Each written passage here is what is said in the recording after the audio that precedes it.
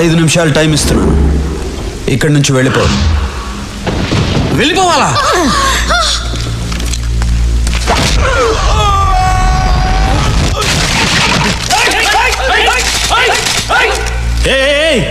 ఎందుకురా తొందర, దించండి.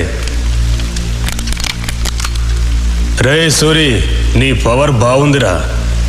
ఫస్ట్ మాట్లాడి తెలుసుకుందాం. కుదరకపోతే నా పవర్ చూపిస్తా. మర్యాద ఇచ్చింది చాలు, కింద కూర్చో అమ్మా. బీహార్ వాడెప్పుడు పైనే ఉండాలి, తెలుగోడెప్పుడు కిందే ఉండాలి. కూర్చో.